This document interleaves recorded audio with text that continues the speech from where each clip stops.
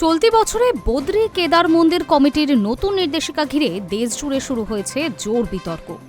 বিশেষ করে কেদারনাথ মন্দিরে অহিন্দুদের প্রবেশে লিখিতভাবে সনাতনী বিশ্বাসের ঘোষণা দেওয়ার প্রস্তাব সামনে আসতেই আলোচনার কেন্দ্রবিন্দুতে উঠে এসেছেন বলিউড অভিনেত্রী সারা আলি খান।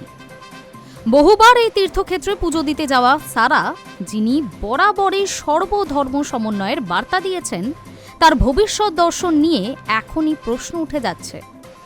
আর প্রশ্ন উঠছে, ভবিষ্যতে পুজো দিতে গেলে মন্দিরে কি কমিটির নির্দেশিকা অনুযায়ী আমি সনাতনী লিখিত দেবেন নবাব কন্যা?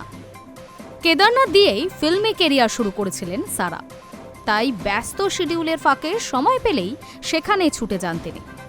নয় নয় করে এই বয়সেই 7 বার কেদার দর্শন হয়েছে নায়িকার। মুসলিম ধর্মাবলম্বী হয়েও দেশের প্রায় সব হিন্দু তীর্থক্ষেত্রে গিয়েছেন। আর সেই প্রেক্ষিতেই বারবার প্রশ্ন উঠেছে, ভিন্ন ধর্মী হয়েও কিভাবে মন্দিরে যেতে পারেন নবাব কন্যা? যদিও সারা বরাবর সর্বধর্ম সমন্বয়ের বার্তা দিয়ে এসেছেন, তবে এবার কেদারনাথ তীর্থে অগ্নি পরীক্ষার সম্মুখীন সারা আলি খান। কেদারনাথ মন্দির কমিটির সভাপতি হেমন্ত দ্বিবেদীর মন্তব্য, যারা হিন্দু নন তারা মন্দিরে প্রবেশ করতে গেলে দিতে হবে ধর্মীয় বিশ্বাসের শংসাপত্র। লিখিতভাবে জানাতে হবে আমি একজন সনাতনী, আমি হিন্দুত্বে বিশ্বাসী। তাহলেই ভিনধর্মীদের স্বাগত জানানো হবে। সারা আলি খান যেমন ঘন ঘন কেদারনাথে আসেন। খবর, চলতি বছর থেকেই বদ্রী কেদার কমিটির মন্দিরে প্রবেশের ক্ষেত্রে একটি নতুন ফরমান জারি করা হয়েছে। অহিন্দুরা অনুমতি ব্যতীত মন্দিরে প্রবেশ করতে পারবেন না।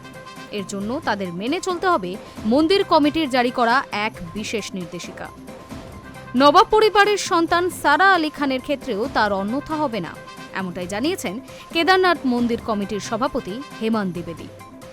তার মন্তব্য, যারা হিন্দু নন তারা মন্দিরে প্রবেশ করতে গেলে দিতে হবে ধর্মীয় বিশ্বাসের শংসাপত্র। লিখিতভাবে জানাতে হবে আমি একজন সনাতনী, আমি হিন্দুত্বে বিশ্বাসী। তাহলেই ভিন ধর্মীদের স্বাগত জানানো হবে।